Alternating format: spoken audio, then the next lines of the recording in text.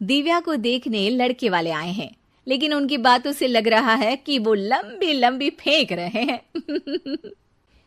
हमारे यहाँ 5 कार हैं, 7 बाइक्स हैं, फिर भी हम बस से आए हैं। वो क्या है ना कि हमें दिखावे का बिल्कुल शौक नहीं है।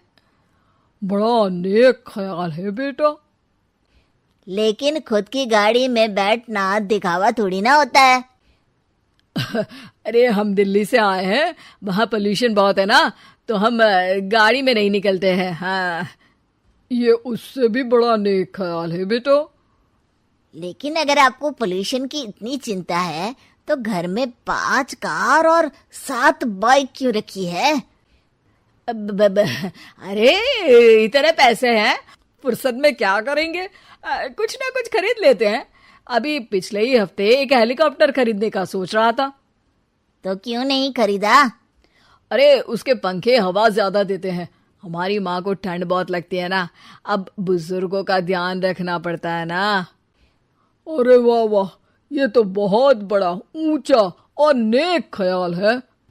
हम कैसे मान ले कि ये लोग झूठ नहीं बोल रहे हैं? अरे हमारा परिवार झूठ नहीं बोलता।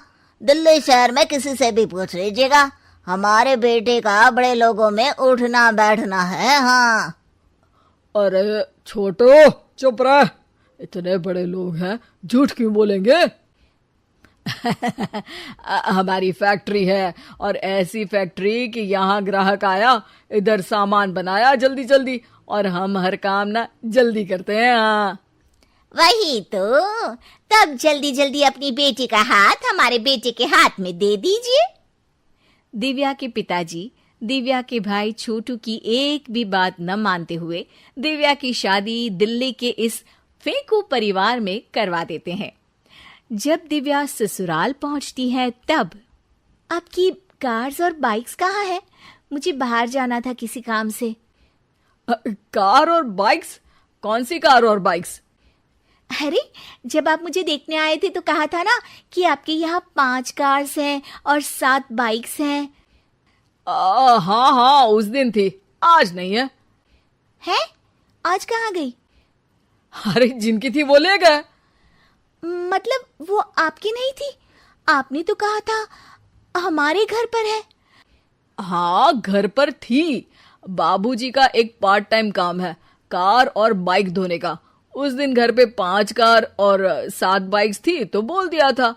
अरे झूठ थोड़ी ना बोला है, जैसा था वैसा बोल दिया। और वो हेलीकॉप्टर खरीदने वाली बात, वो झूठ थी क्या? अरे बिल्कुल नहीं, शहर में एक नई कंपनी आई है पंखे की, जिसके पंखे बड़े हैं। कंपनी का नाम हेलीकॉप्टर रखा है। जब लेने गए तो हवा बहुत तेज फेंक रहा था, तो माँ ने बोला ठंडी लगेगी बेटा। वैसे भी दिल्ली में ठंड ज्यादा होती है ना। झूठ कहाँ बोला मैंने, जैसा था वैसा बोल दिया। हे भगवान! और वो फैक्ट्री वाली बात, इधर ग्राहक आया उधर सामान तैयार। अरे वो भी तो बिल्कुल सही है।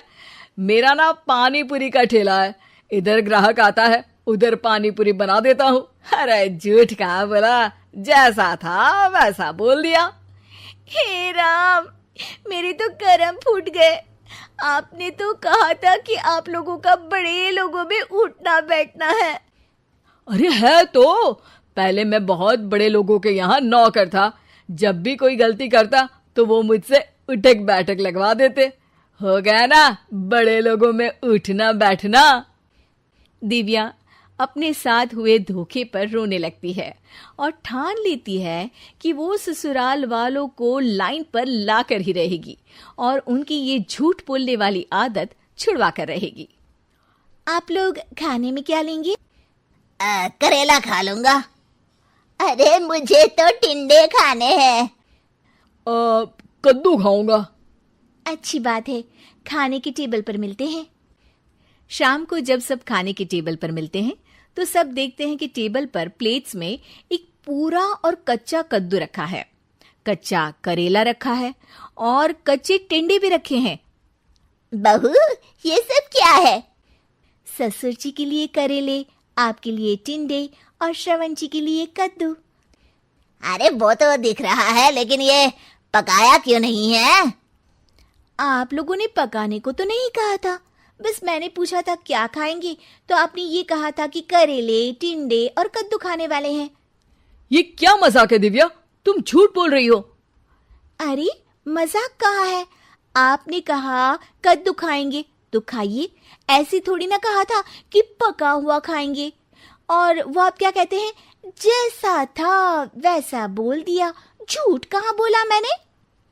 दिव्या की बात सुनकर, समझकर सब शर्मिंदा हो जाते हैं और उन्हें अपने किए और झूठ बोलने की आदत पर पछतावा होता है।